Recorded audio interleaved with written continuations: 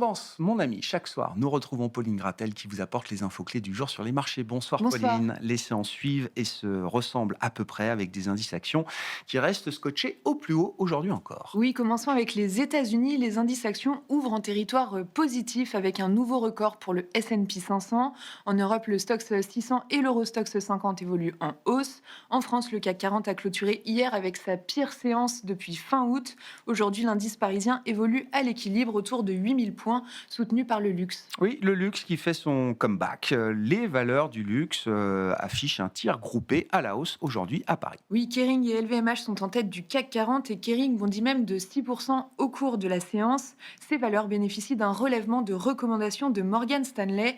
En revanche, la banque d'investissement a abaissé sa recommandation sur Hermès. Le titre est à l'équilibre. Petit point d'étape sur les développements politiques en France et Sébastien Lecornu qui mène donc en ce moment d'ultimes négociations. Oui, on le disait hier, son gouvernement n'aura duré que 14 heures, mais l'ex-premier ministre a accepté une dernière mission d'Emmanuel Macron, celle de mener d'ultimes négociations d'ici demain. En cas d'échec, le président prendra ses responsabilités. La démission de Sébastien Lecornu impacte également la présentation d'un budget avant le 13 octobre. L'agenda macro est relativement léger. Aujourd'hui encore, toujours pas de publication du rapport mensuel sur l'emploi aux États-Unis à venir pour cause de shutdown. On notera quand même que la Banque mondiale a relevé aujourd'hui ses prévisions de croissance pour la Chine. Oui, la croissance du PIB est relevée pour cette année de 4 à 4,8%. La Banque mondiale a alerté sur un possible ralentissement l'année prochaine à cause de la faible confiance et des faibles commandes à l'exportation.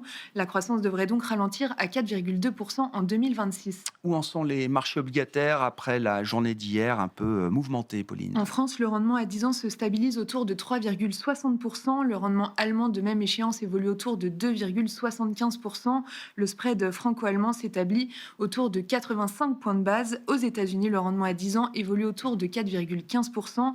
Sur le marché des changes, l'euro-dollar reste sous 1,17. Et enfin, l'or dépasse les 4000 dollars l'once. Oui, le Bitcoin, lui aussi, est toujours au plus haut du côté des valeurs. On retiendra l'envolée du titre Trilogy Metals Oui, le aujourd'hui. titre s'est envolé après bourse hier soir de 200% et ouvre en hausse encore aujourd'hui de 200%. Le gouvernement de Donald Trump va investir plus de 35 millions de dollars dans Trilogy Metals pour soutenir l'exploration minière en Alaska. Cela fera de l'État américain un actionnaire de l'entreprise à hauteur de 10%. En France, le titre Valneva cède du terrain. Aujourd'hui, une baisse de l'ordre de 7%. Oui, on l'avait évoqué la semaine dernière, les autorités sanitaires américaines avaient décidé de suspendre son vaccin contre le chikungunya. Cela va avoir un impact considérable sur le chiffre d'affaires de Valneva. La biotech a ainsi revu à la baisse sa prévision pour 2025. Quel sera le programme de demain à l'agenda des marchés pour les investisseurs? Les investisseurs prendront connaissance demain de la production industrielle allemande pour le mois d'août et il faudra attendre jeudi pour prendre connaissance des résultats de LVMH et Delta.